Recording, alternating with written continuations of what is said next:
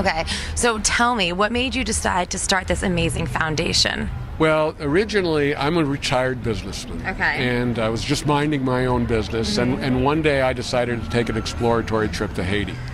And on that trip, I found an orphanage that was out of money, and we found 3 beautiful kids who became our kids. And you'll meet them tonight. But that was in 2006. And over a period of time, I really began to discover how a dysfunctional and broken system was keeping kids out of families. Absolutely. And so what Both Ends Burning means, the name, what the symbolism behind the name is, that on one end you have millions of children all over the world who want nothing more than a family. Right. And on the other end you have millions of families all over the world who would love to include those very kids into their family, but they can't do it. Okay. And so both ends of this magical union, or this potential magical union, are being denied. And so our goal is to empty these orphanages and get these kids into a loving, permanent family in the most transparent, the most safe, and efficient way possible. So you guys are kind of like matchmakers for kids and families? No, we are not an adoption. We're an advocacy group. Okay. So one way to look at us is you could say, well, we are the Mothers Against Drunk Driving for kids stuck in orphanages. Okay, gotcha. We want to change, at the heart of the matter, we want to change policy, and then we want to change process. Because today the average international adoption takes almost 3 years and costs almost $30,000. And that's prohibitive for many families right off the bat. Yeah, I mean, that sounds so difficult that if you want to adopt a child, it all of a sudden is this huge challenge, and you just want to give someone love. Correct. So I understand. And so what we've done as a society is we've discouraged the practice of family-based care, of adoption, whether it's domestic adoption or international adoption. We aren't promoting adoption and trying to find ways to make it more efficient and more safe.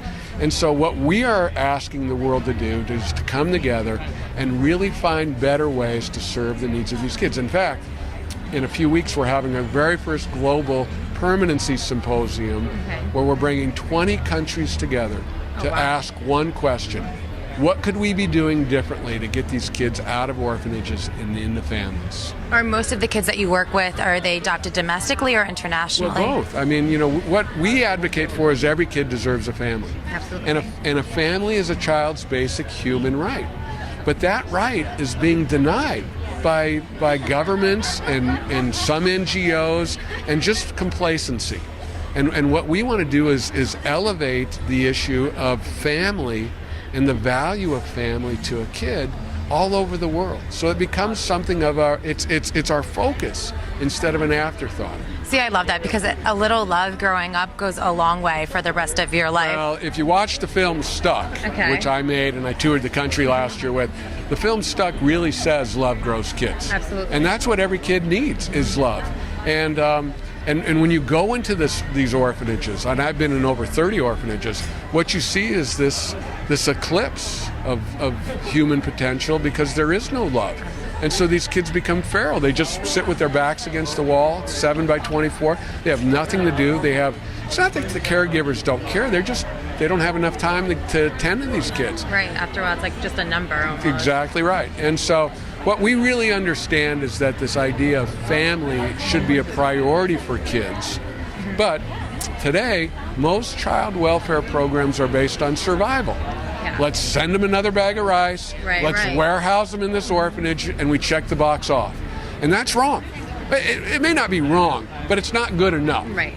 And so what we are advocating for is a new era of global child welfare that's promoting family-based care as a core value and a priority.